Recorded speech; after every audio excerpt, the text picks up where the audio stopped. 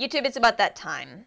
It's about time for me to pull out the old bag of makeup that I have been regretting, but have not been wanting to throw out, have been wanting to give one more chance. The way I see it, today is a day off for me, which means that is a perfect day to slab on a whole bunch of makeup that I'm not sure I want to wear out in public. But a little more importantly than that, I really want to try to make everything in this video work. I don't want to prove myself right.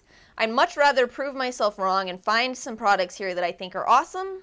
Because for me, there's more value in that, since I did pay for everything I'm going to show you in this video. And the thought of, you know, kind of throwing $200 plus in the trash, it's a little painful, honestly. So that is going to be the goal for today. I'm going to try my best. I do have a couple of sample items, which I think we're actually starting with, so bear with me through that. And importantly, I'm only wearing oil on my face right now, as well as the Pur Minerals Gen Nude eyeshadow primer. I have that on because I'm going to try to make this eyeshadow palette pop, and I want to make these Pur primers work. I ended up with some kind of a Pur primer sampler, and I actually really enjoy the Hydrate and Balance. It works quite well for my dry skin, but both of these, the Prep and Perfect and the Redness Reducer, have just created all of these little balls of what I think is this plus whatever moisturizer I've been wearing, but it seems to be every single moisturizer.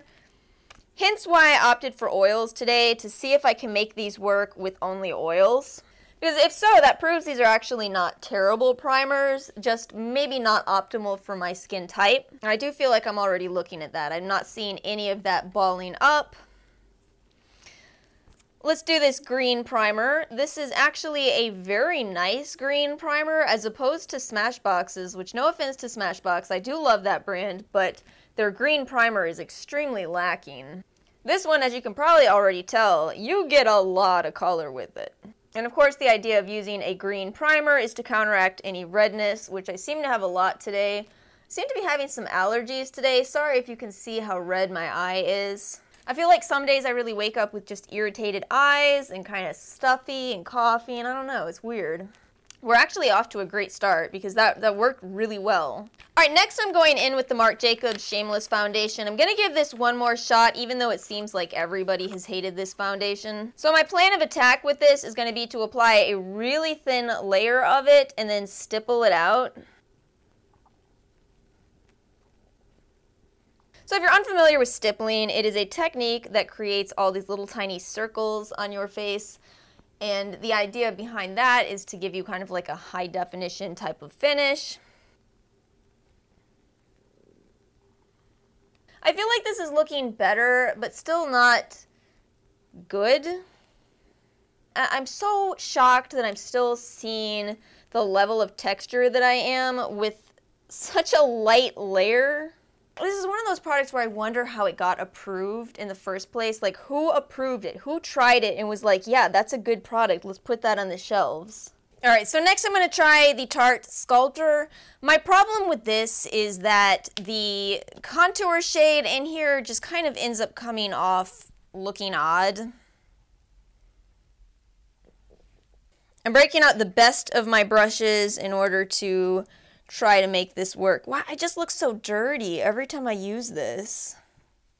I just don't feel like that looks good. Let's try this Nars Matte Multiple. This is the shade Anguilla. I don't really feel like this is an absolutely horrible product, but I think it's not a good shade for me. And it's a shame because when I first bought it, I really thought that it looked good and I thought it was really something unique and different. But the more I see myself in pictures wearing this, the more I'm like, oh, honey, no. Then I also have these Pur highlight sticks from their My Little Pony collection. I thought these were so cute. They were on sale for $11, and when you swatch them, they actually look pretty. The problem with these is how horribly they mesh with foundation. Let me show you the pink one to show you what I mean. You see all this foundation all over it? That's what happens when you try to use these. I don't really understand why they didn't come out with just powder highlighters. It seems like people like those more anyway. But let's give them a fighting chance. Let's go in one more time with these, especially since I did such light foundation today. Maybe it'll work. And that does indeed seem to be the trick, although I still transferred a whole bunch over to the stick. I still feel like I'm getting an awful lot of texture from these and it's not blending out nicely. I don't know. I don't know who these are for because I really don't know who wears blue, white, pink highlighters without foundation. All right, next up I'm going to go for the Charlotte Tilbury Airbrush Flawless Finish Powder. Now I'm going to say it in advance. I actually think this looks good on initially. My problem with this is that it oxidizes like nothing else on my skin. I'm honestly not sure how much you'll see it in this video, but for some reference, this is the shade Fair, which you would think would be maybe too light for my NC20 skin. But this was definitely a product that I saved up for, and I thought it looked great on me for a couple of months. And then one day I looked at a photo of myself when I was wearing it, and I just did not understand why I was Cheeto orange. And that's the thing for me, you know, fine if it oxidizes to a darker shade, not really fine, I'm just saying that. But, you know, if it oxidizes to a deep burnt orange, we got a problem. So we'll just leave that in place, we'll see what happens. In the meantime, I'm gonna go back over that highlighter with the My Little Pony Colourpop version. We got all the pony collections in this video. My problem with this highlighter is that it's just so subtle from Colourpop, and Colourpop is a brand that can make really bold highlighters, so I don't understand what happened here. But I do know that if you layer a powder over a corresponding cream, you can often get a brighter impact. So that's what we're going to try to do. We're going to see if we can make it work. I honestly don't get it. This just looks unflattering and there's no reason for it. Let's move on to eyeshadow. I'm going to be using the MAC Pastel x9 eyeshadow palette. In all fairness, it's not that this is a terrible palette, it's that pastels are notoriously difficult to work with. I'm going to use this really bright blue, and I'm going to hope it pops over the primer that I used. Alright, you can kind of see it. And then I'm going to take the Real Techniques Instapop brush into the green and try to get a little bit of layering of color. We'll try that inner color for a little more definition. That to me is just not building like it should. I mean, it's not terrible, I just feel like I should be looking at so much more color than I am. Try to grab this dark color and use it under my eye. I just really feel like I'm working so hard with these colors for so little payoff. Alright, let's finish off the eyes. I'm going to use the Too Faced Bulletproof 24 Hours Shadow Liner in the shade White Lie. And to be fair, I don't think this is a horrible product. I'm just struggling to find a use for this. If you're using it as a, you know, NYX milk pencil all over the eye, that works, but then why would you spend $20 on it? It's way too big for an eyeliner. We're going to try it on the waterline. Ooh, I feel like I just ended up getting it in my eyes and irritating them further. Ow. And then I've got this Pur Minerals Eye Pencil. This isn't a horrible eyeliner. I'm just very disapproving of this design. If you're gonna make this type of a pencil that expands, make it go back in. Make it go back in, guys. How hard can that be? The MAC Rollerwheel Liner. I don't hate this product. In fact, I really liked it when I first tried it because here's the thing about it. It does make an incredibly easy wing. The problem is once you have the base of your wings drawn wherever you want them, you've got to move on from this and use something else. But we're not gonna today. We're gonna try to make it work today, even though I didn't think it did last time, as liquid liner. Okay, here's my plan for attack. Let's grab another pencil and fix it.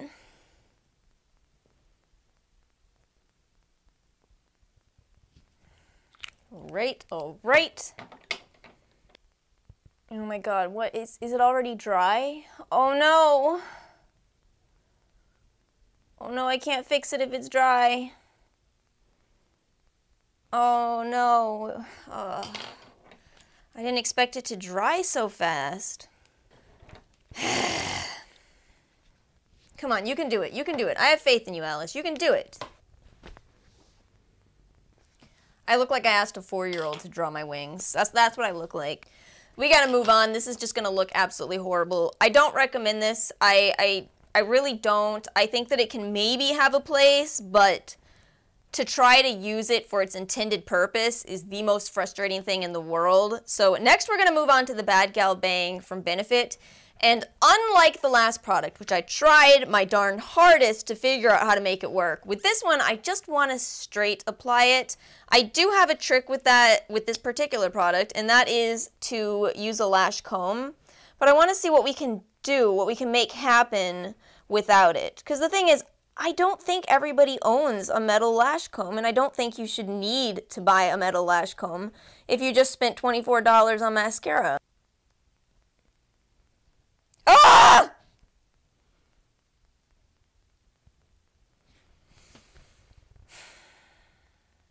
You know, things weren't going that badly a few minutes ago. I feel like I so quickly have begun embodying the song Your Makeup is Terrible by Alaska. Wow, this is so incredibly bad. Now I'm understanding the 1-star reviews. If you don't have the correct tool to fix this mascara, it looks absolutely horrible. Like, unique hashtag horrible. I wiped away the mess, but I'm still excruciatingly frustrated. This is the Marc Jacobs Brow Wow, and I'm about to pull an old 90s trick here on us. See if I can make this have any creamy consistency to it, and hopefully not burn off my eyelids, because that would be tragic. And yet somehow would probably go with the theme of the day. This cannot be real life. I cannot have just set this practically on fire and still be struggling with it. That's the reason we did that in the 90s, is because makeup was so bad that you had to cream it up with a lighter.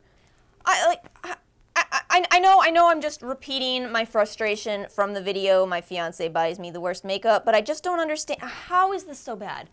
How can this product be so bad? One more time.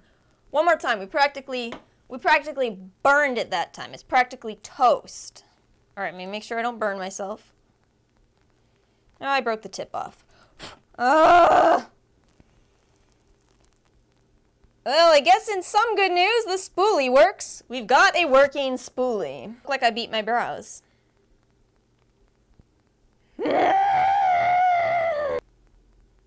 We have one final product.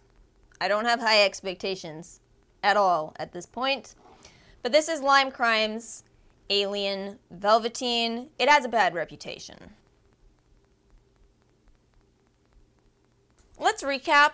Let's kind of try to figure out where things went so horrendously wrong today. I think it was immediately after the primer. So the Pur primers, I forgive them. They just don't work with pretty much any moisturizer I've ever tried, but hey, maybe they're for oily skin. I can respect that.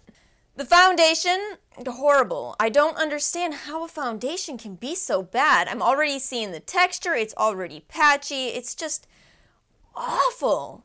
And it was released in 2018, there's no excuse. The Tarte Sculptor stick, why would you make it that color? Why? I know people keep saying they want red contour, but personally, I don't see it. I don't see it as a good thing. Nars Matte Multiple, I'm not mad at this product, I'm mad at myself for picking out the wrong color. The Pur My Little Pony sticks though, bad.